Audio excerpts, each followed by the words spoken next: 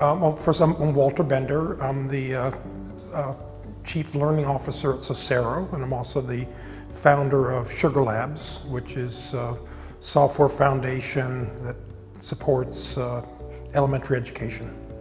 I told a little bit of a learning journey for myself personally. So I started off with the sort of my mentors at MIT, Seymour Papert and Marvin Minsky and Cynthia Solomon, who sort of set me down the path of thinking about technology and learning, and also set me down the path of thinking about sort of what makes us want to learn,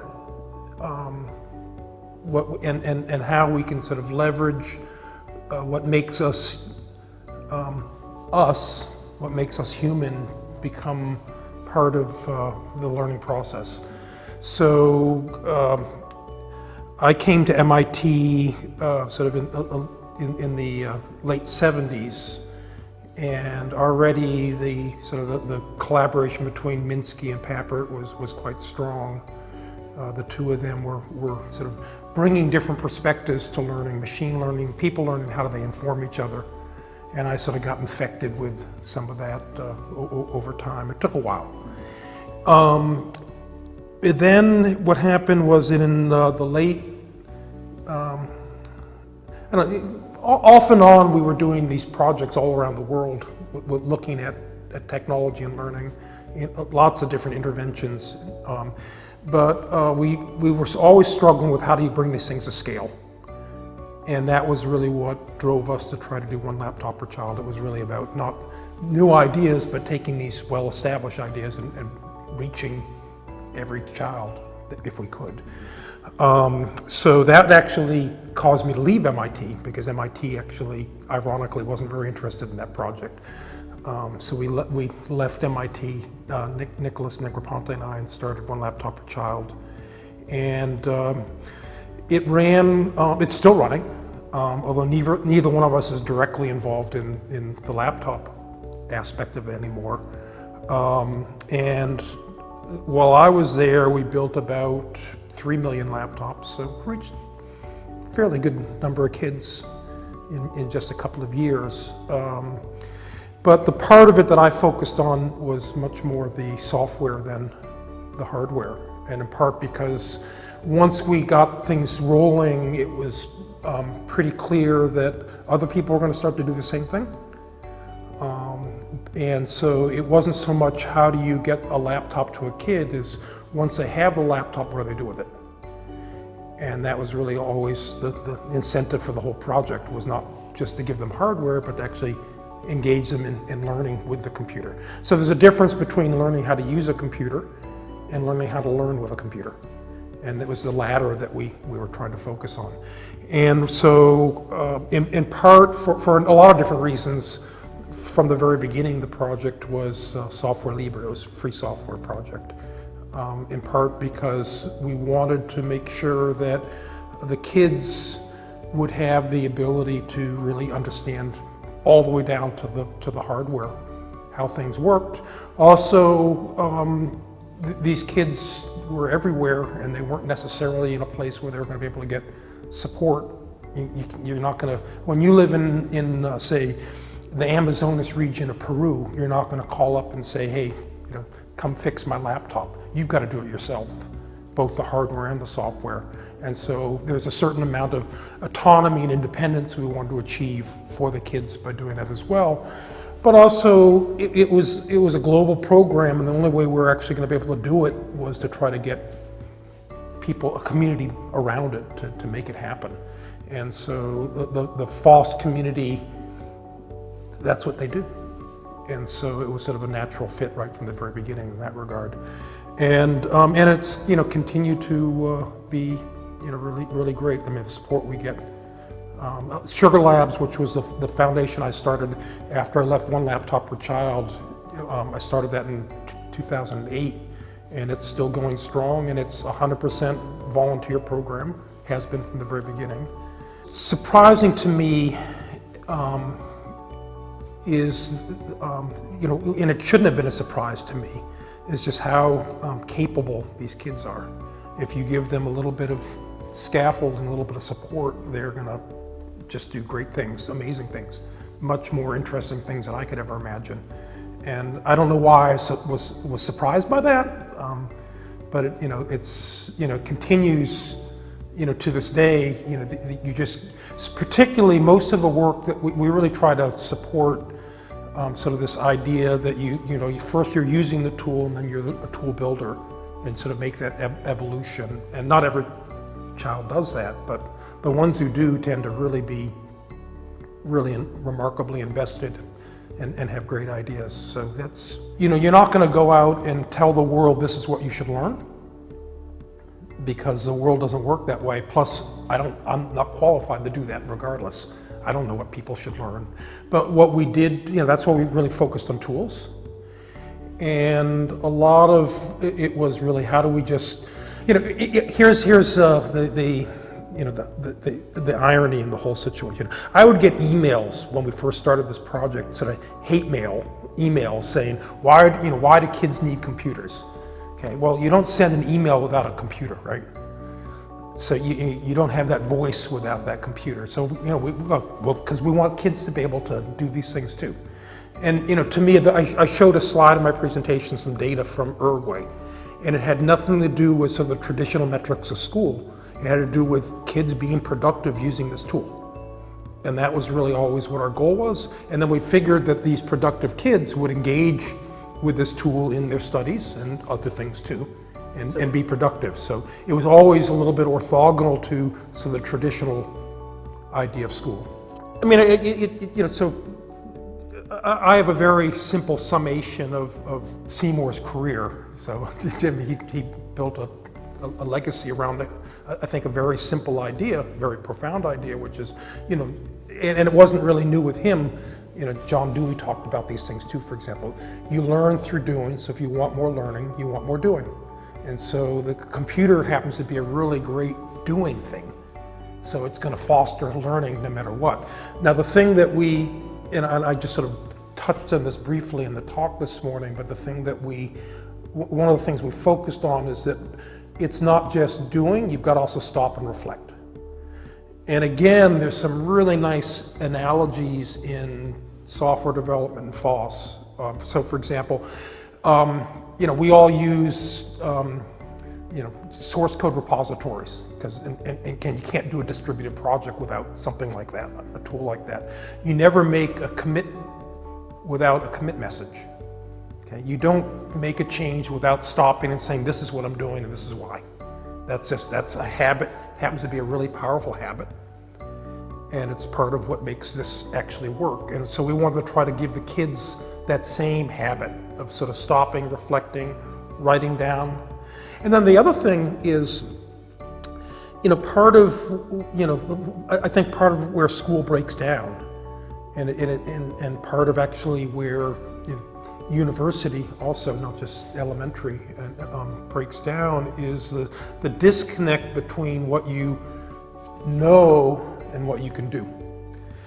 And for a learner, it's actually more important, I think, for a learner than even for the teacher or the administrator or the potential hiree. You want to know what you can do, because that's going to drive you to the next thing you do. But if you don't really know what you can do, you're really sort of lost, you're at sea. And there are a lot of universities that are really pretty good at providing opportunities for applying the knowledge from the classroom. I just was at a talk from a program at RIT, which is just this beautiful program. You guys should interview Steve if you have a chance. But MIT has a program called UROP that was sort of invented by Edwin Land in the 1960s. Edwin Land, and he gave the commencement address at MIT and said, I hire all these MIT students. They're really bright. They come and work for me at my lab, and they don't know how to do anything. We have to fix that. How can we make this? How can we bridge the gap between knowing and doing? And so again, I think a lot of what we were trying to do with the laptop program. Again, we're not going to change school from the top down. We don't have that access. We also, again, I don't know how it should change. I don't know enough about how it should change, but we can begin to make some of the, we can lay some of the groundwork for that change by giving the kids the tools and giving them the habits that we know are good habits for learning. And so anyway, so that was sort of part one. That was sort of, in some sense, it was a case study for FOSS, for transparency, for providing tools and a framework. And then what I wanted to do, what I did do in my talk was I switched gears and talked about AI. And again, the AI connection wasn't very far, it wasn't a far leap to make, because again, Minsky was my mentor. Minsky was one of the founders of the field of artificial intelligence. He and Papert, invented neural networks, and that's sort of the tool du jour in machine learning these days. It's sort of one of these things that where the Moore's law has caught up with it, and it's actually quite powerful now. But always, I didn't have time this morning to really dig deeply into some of Marvin's theories and some of his models. I learned a lot from Marvin vis-a-vis, what is learning, what constitutes, the structures that we use to learn. And it's not sort of this. It's there are a lot of these hierarchies.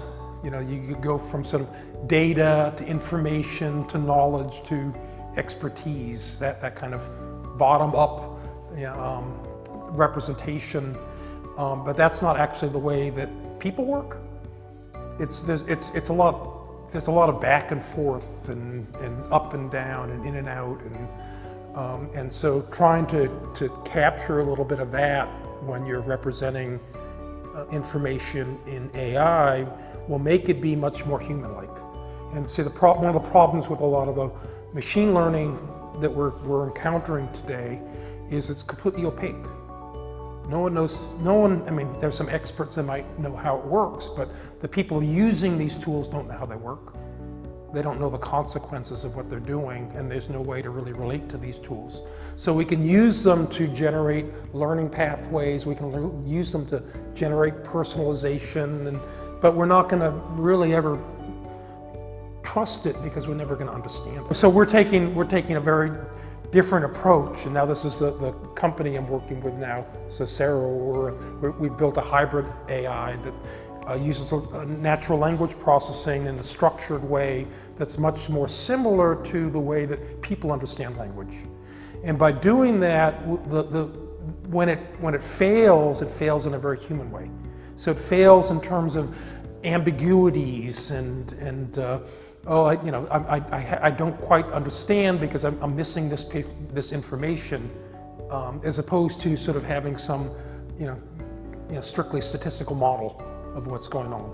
So, you can ask, how does your AI work? And then the first thing that's going to happen is, are you talking about artificial insemination, or are you talking about artificial intelligence, or are you talking about army intelligence? What are you talking about? Let's ground that discussion. That kind of thing is a very human way of interacting. So we're not sort of settling on the rules of the discussion beforehand, but it's a negotiation.